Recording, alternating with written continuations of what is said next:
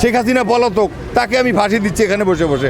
আর যে ঘরের মধ্যে বসে আছে দোষ করে সবচেয়ে বড় অপরাধী, তাকে আমরা দায় মুক্তি দিচ্ছি, এটা তো হতে পারে না। এই শাহাবুদ্দিন চুপ্পুকে অনতিবিলম্বে আইনের আওতায় আনা হোক, তাকে কঠিন থেকে কঠিনতর শাস্তি দিয়ে এই জাতিকে কলঙ্কমুক্ত করা হোক, গণহত্যাকারীদেরকে দায় মুক্তি দেওয়া হোক এবং বেগম জিয়ার আত্মাকে শান্তি দেওয়া হোক।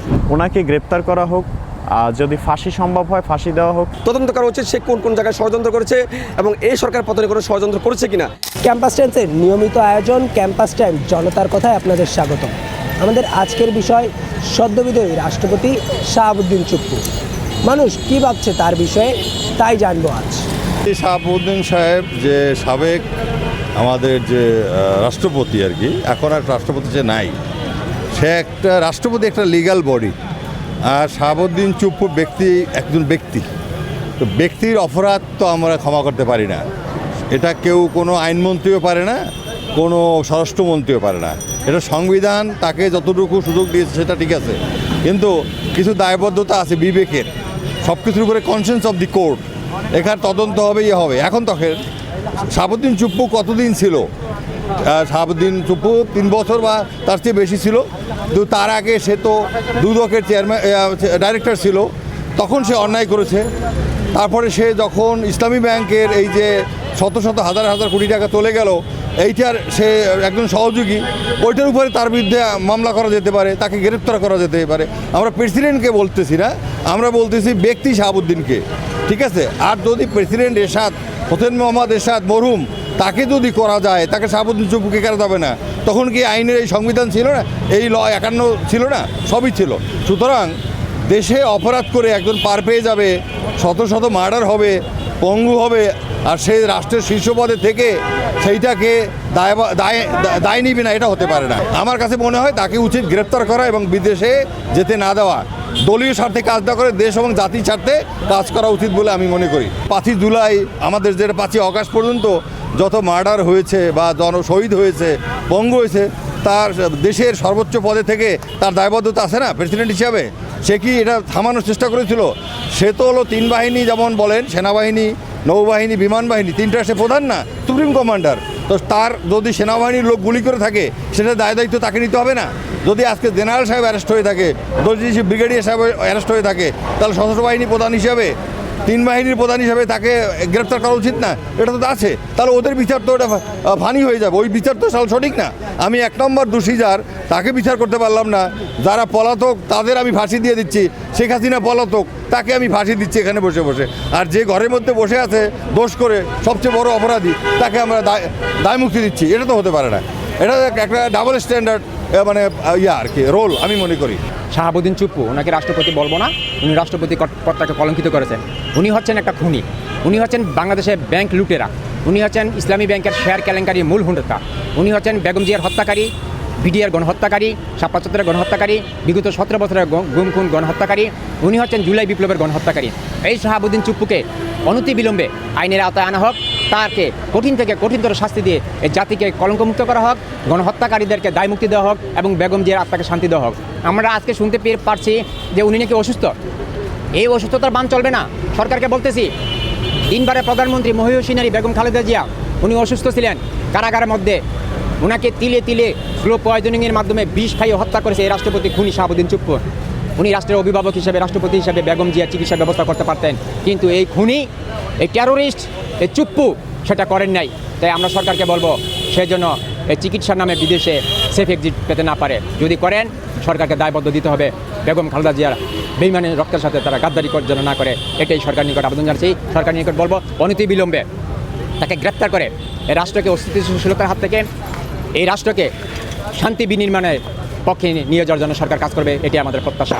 আওয়ামী লীগের সময় রাষ্ট্রপতি ছিলেন, এখন সে যদি সেফ এক্সিট পায়, সে 4 বছর ক্ষমতায় থেকে গেছে, বিএনপি সরকারের নীতি নির্ধারণ সে জেনে গেছে, সরকার কীভাবে দেশ চালাবে, কী নিয়মতান্ত্রিকভাবে সে দেশ চালাবে, এগুলি সে ভারতের দালালদের কাছে, ভারতের রয়্যাল এজেন্টের কাছে এবং সেই ফেসিলিটিদের কাছে সেগুলি পাচার করবে।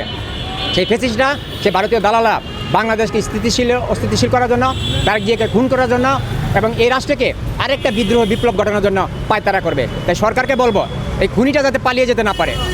তাহলে সরকার বিপদে পড়বে, রাষ্ট্র বিপদে পড়বে এবং আরেকটা গণহত্যার সৃষ্টি হবে।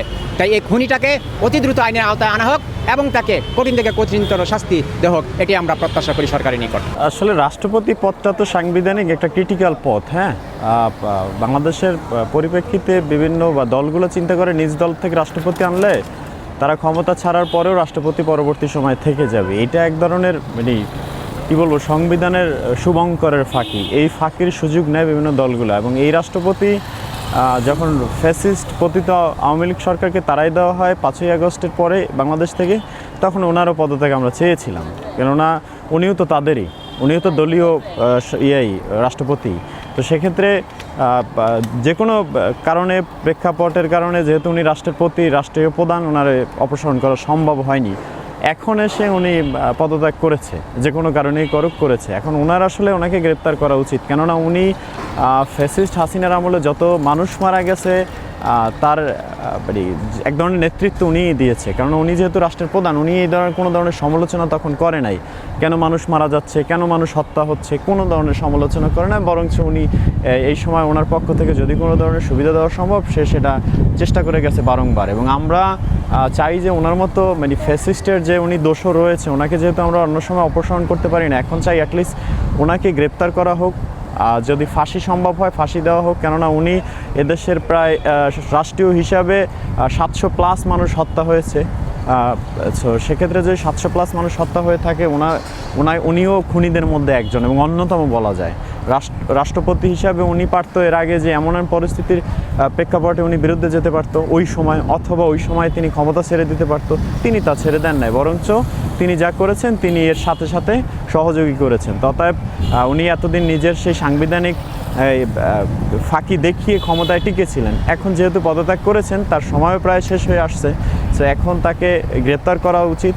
ফাঁসি দেওয়ার সুযোগ থাকলে তাকে ফাঁসি দেওয়া উচিত, অবশ্যই ফাঁসি দেওয়া উচিত। কত মায়ের কোল খালি হয়ে গেছে, কত মানুষ মারা গিয়েছে, অবশ্যই তার জবাবদিহিতা তার কাছ থেকে নেওয়া উচিত। সংবিধানের দিক যদি আপনি তাকান, তাহলে জুলাই আগস্টের যে আন্দোলন হয়েছে সেটাও সংবিধানে নাই। জুলাই আগস্ট আন্দোলনের পরবর্তী সময়ে যে নির্বাচন হয়েছে, যেই নির্বাচনের মাধ্যমে বর্তমান সরকার ক্ষমতায় এসেছে, বিরোধী দল পদে আছেন, এগুলো তো সাংবিধানিক না। তাহলে সাংবিধানিকভাবে ধরতে গেলে সেই ফ্যাসিস্ট পতিত আওয়ামী লীগ সরকার এখনও ক্ষমতায় আছেন, যেহেতু তিনি নাই, কেননা তার এখন পর্যন্ত পদত্যাগের কোনো পেপার আমরা এখন পর্যন্ত পাই না। দ্যাট মিনস সে ক্ষমতা আছে, যদি সাংবিধানিক হিসাব করতে হয়। সাংবিধান দিয়া সব কিছু চলে না। যখন একটা গণমুভমেন্ট হয় একটা দেশে, তখন সাংবিধান কাজ করে না। সংবিধান কাজ হয় একটা দেশের জনগণের উপরে, কিন্তু জনগণ অলওয়েজ সংবিধানের উপরে থাকে। জনগণ যদি কোনো সিদ্ধান্ত নিয়ে থাকে, তখন সেখানে সংবিধানের কোনো মূল্য থাকে না। দেখেন, তিনি আমাদের যে সামরিক বাহিনীগুলোর তিনি সর্বাধিনায়ক, তার আন্ডারেই গণহত্যার যে আপনার মদত সেটা সম্পূর্ণ হয়েছে। সুতরাং সে একজন দোষী সাব্যস্ত, এবং হাসিনাকে যদি আপনি বিচারের আওতায় আনেন তাহলে সেও তো দোষী। এখানে মানে 19-20 করার সুযোগ নেই। হাসিনা যে দণ্ডে দণ্ডিত, সে একই দণ্ডে দণ্ডিত। এখানে তো তার গ্রেপ্তার হতেই হবে তার পদত্যাগের পরে। যদিও সাংবিধানিকভাবে রাষ্ট্রপতি থাকা অবস্থায় মানে তাকে ফৌজদারি মামলা করা যায় না বা ধরা যায় না, কিন্তু সে তো এখন পথ ছেড়ে দিয়েছে। এখন তাকে সেফ এক্সিট না দিয়ে তাকে জিজ্ঞাসাবাদ করে মামলা দায়ের করে তাকে গ্রেপ্তার করা উচিত, অবশ্যই গণহত্যার দায়। স্বরাষ্ট্রমন্ত্রীর সব কথা আসলে যৌক্তিক না এবং সাংবিধানিকভাবে সঠিকও না। তিনি মানে একতরফা কথা বলেন, এটা আমরা দেখেছি। এবং তিনি যে একটা এখানে সাফাই করার চেষ্টা করছেন সেটা বোঝা যায়। যেমন ধরেন, তিনি নির্বাচন মানেন কিন্তু গণভোট মানেন না। দুইটা নির্বাচন একই সাথে হয়েছে, কারণ গণভোটের রায় মানলে জুলাই সনদ বাস্তবায়ন করতে হবে। তাই এই ধরনের ভণ্ডামি তো আমরা বুঝি। হ্যাঁ, তো সুতরাং এখান থেকে রাষ্ট্রপতি তাদেরকেও সুবিধা দিয়েছে। তো এই সুবাদে তাদের সাথে চুক্তি হয়েছে। আমরা এমনও শুনতে পাচ্ছি যে তাকে সেফ এক্সিট দিলে সে আপনার পদত্যাগ করবে। তো পদত্যাগ করেছে, এখন এটার চেষ্টা করা হতে পারে। তো স্বরাষ্ট্রমন্ত্রীর সব কথা তো যৌক্তিক না বা সাংবিধানিক না। তিনি সংসদে দাঁড়িয়ে বলেন যে সংস্কার পরিষদের শপথ এটা সংবিধানে নাই। তো সংবিধান জুলাই অভ্যুত্থান নাই, তো অভ্যুত্থান না হলে জুলাই সনদ যার ভিত্তিতে নির্বাচন হল, সেই নির্বাচন বৈধতা পায় কীভাবে? নির্বাচনটা মেনে নিচ্ছে, জুলাই সনদ মানছে না। তো এই ধরনের ওনাদের কথার মধ্যে তো অনেক মানে অসাংবিধানিক কথাবার্তা, তা এগুলো গ্রহণযোগ্য না কোনো মতেই। আওয়ামী লীগ সুবিধা পাবে কি পাবেন এটা পরের কথা। সে একজন দণ্ডপ্রাপ্ত আসামি হয়ে তাকে আগে গ্রেপ্তার করতে হবে, কারণ গণহত্যা হয়েছে সে দায়িত্বে থাকা অবস্থায়, এবং সামরিক বাহিনীগুলো তো তার কথাই ওঠে বসে। তো সে অর্ডার না দিলে তো তারা মাঠে নামে গুলি চালাই নেই। এবং তারা বৈঠক করেছে, আপনারা জানেন খুনি হাসিনা ছিল, সে ছিল, চৌধুরী আব্দুল্লাহ মামুন ছিল, তারপরে ডিবি হারুন ছিল, তারপরে আসাদুজ্জামান খান কামাল ছিল। এই মানুষগুলোর বৈঠকে সর্বসম্মতিক্রমেই তো তারা ছাত্র হত্যা করেছে, সাধারণ মানুষকে গুলি করে হত্যা করেছে। তাই এইটা তো তাদের বৈঠকেরই ফল। এই যে 1400 শহীদ তো বলছে, আমরা জাতিসংঘের রিপোর্ট অনুযায়ী, ফ্যাক্ট ফাইন্ডিং রিপোর্ট থেকে আসছে। হ্যাঁ, তো এইটা সংগঠিত হয়েছে, এত মানুষ হত্যাকাণ্ড হয়েছে তো এদের বৈঠকে। সেখানে তো অন্যতম আপনার দায়িত্বশীল ছিল রাষ্ট্রপতি চুপ্পু। শাহাবুদ্দিন চুপ্পুকে তো গ্রেপ্তার করা অবশ্যই উচিত। কেন গ্রেপ্তার করা উচিত? এই সরকারের উচিত। ইংল্যান্ডে গিয়ে প্রধানমন্ত্রী মানে সাবেক স্বৈরাচার মন্ত্রী প্রধান শেখ হাসিনার সাথে ফোন আলাপ করেছে। তার মানে বুঝতে হবে যে ফোন আলাপ করেছে, এই ফোন আলাপ নিঃসন্দেহে দেশের বিপক্ষে, জনগণের বিপক্ষে এবং এই সরকারের বিপক্ষে, তারেক রহমানের বিপক্ষে ষড়যন্ত্র। আমি যতটুকু শুনেছি তার ফোন আলাপটি ছিল কীভাবে এই তারেক রহমানকে হটানো যায়, কীভাবে কু করানো যায়, কীভাবে কু করে সেনাবাহিনীর ক্ষমতা আনা যায়। তার মানে এটা খুবই বড় ষড়যন্ত্র। অতএব রাষ্ট্রপতি শুধু এখন নয়, আমরা 5 আগস্টের আগে কিন্তু রাষ্ট্রপতির পদত্যাগ দাবি করেছিলাম, কিন্তু আমাদের কিছু সহযোদ্ধা হাসনাত আবদুল্লাহ সার্জিস এবং নাহিদ আসিফরা আমাদেরকে বাধা সৃষ্টি করেছিল। উপদেষ্টা হওয়ার কারণে অনেক লোভ তাদেরকে গ্রাস করেছিল, কিন্তু তখনই রাষ্ট্রপতি পদত্যাগ হয়ে যায়। কেন পদত্যাগ দরকার? রাষ্ট্রপতি গণহত্যাকারীর দোসর। রাষ্ট্রপতি আমাদের জুলাই আন্দোলনের যে আমাদের বাইরে শহীদ হয়েছে, শহীদের হত্যাকারীর দোসর।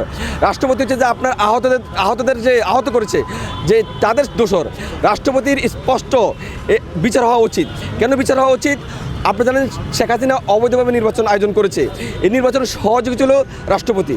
তো আমার স্পষ্ট বক্তব্য, রাষ্ট্রপতিকে কিছুতেই দেশের বাইরে যাওয়া উচিত হবে না। তার সাথে কোথায় ফোন আলাপ হয়েছে, কোথায় কথা হয়েছে, কী ষড়যন্ত্র হয়েছে, গোয়েন্দা সংস্থার মধ্য দিয়ে তার এই তথ্যগুলো বের করা উচিত। বিশেষ করে এই ষড়যন্ত্র তারেক রহমানকে আপনার মানে ফেলে দেওয়ার ষড়যন্ত্র কিনা, কু করার ষড়যন্ত্র কিনা, এটা আমাদের জানতে হবে। আমাদের স্পষ্ট বক্তব্য, রাষ্ট্রপতি 51 দ্বারা দেখিয়েছেন, 51 দ্বারা লেখা আছে রাষ্ট্রপতি ক্ষমতা থাকালীন অবস্থা তার নামে কোনো মামলা কিংবা বিচার করা যাবে না। কিন্তু 52 বলা আছে তার মানে ক্ষমতা শেষ হলে, রাষ্ট্রপতি শেষ হলে তার নামে মামলা করা যাবে, তার নামে বিচার চাওয়া যাবে। সেই বিচারের উদ্যোগ নয়। অতএব আমি মনে করছি যে রাষ্ট্রপতিকে বিচারের আওতায় এনে, যে বিগত দিনের যে 1400 প্রাণ হত্যা করেছে আপনার জুলাই গণঅভ্যুত্থানে, প্রায় 30,000 প্রাণ আহত করেছে এবং অবৈধ নির্বাচন দিয়েছে, অনেকগুলো সেই খুনিকে মাফ করে দিয়েছে। টোটাল বিষয়গুলো অবজারভেশন করে তাকে বিচারের আওতায় আনা উচিত, তদন্ত করা উচিত সে কোন জায়গায় ষড়যন্ত্র করেছে এবং এই সরকার পতনে কোনো ষড়যন্ত্র করেছে কিনা, এটা বিশেষ করে তদন্ত থাকা উচিত বলে আমি মনে করছি। যে এটা গভর্নমেন্টের বিষয় পুরোপুরি, যে সরকার এখন কী চাচ্ছে, সরকার কি গ্রেফতার করবে কি করবে না, বা এটাও ভাবার বিষয় যে রাষ্ট্রপতি আসলে ওইরকম কোনো মানে ওই সময়টায় রাষ্ট্রপতি আসলে ওইরকম কোনো মানে পার্ট ছিল না। হ্যাঁ, মানে রাষ্ট্রপতির কোনো কিছু করার ছিল না, সব প্রধানমন্ত্রীর উপরেই ছিল। তো রাষ্ট্রপতির আমরা মনে করি না যে এটা নিয়ে এতটা মাথা ঘামানোর কিছু আছে রাষ্ট্রপতির বিষয়টা নিয়ে। সে পদত্যাগ করার পরে হচ্ছে গিয়ে উনি আর মানে সাংবিধানিকভাবে ওই পদে নাই, যে পদে হচ্ছে উনি আগে যে পদে ছিল তখন হচ্ছে ওনাকে গ্রেফতার করার কোনো ল ছিল না, সাংবিধানিকভাবে ওইটা ছিল না। এখন পদত্যাগ করার পরে বা বরখাস্ত করার পরে হোয়াট এভার ইট ইজ, মানে এখন তাকে ওই যে একটা কী ছিল বাধ্যবাধকতা বা একটা লিমিটেশন ছিল যে মানে গ্রেফতার করা যাবে কি যাবে না, ওই লিমিটেশনটা এখন নাই। এখন হচ্ছে আপনি গ্রেফতার করবেন কি করবেন না এটা প্রশ্ন যদি আসে, তাইলে উনি হচ্ছে ফ্যাসিস্টের দূষর ছিল, উনি ওই সরকারকে উনি বৈধতা দিছে বা ওই সরকারের আমলে উনি ওই পদে ছিল। তো অন্যান্য যারা হচ্ছে ওই দোষে যারা জেল খাটছে বা যাদের উপর মামলা চলতেছে, সেম দোষে ওনাকেও গ্রেফতার করা যেতে পারে। অবশ্যই আমরা সেটাকে মানে সঠিক বলে মনে করি এবং আমরাও আমাদের জায়গা থেকে ওনাকে হচ্ছে মানে দ্রুত গ্রেফতারের দাবি জানাই। আজকে এ পর্যন্ত। ভালো থাকুন, সুস্থ থাকুন, ক্যাম্পাস টাইমসের সঙ্গে থাকুন।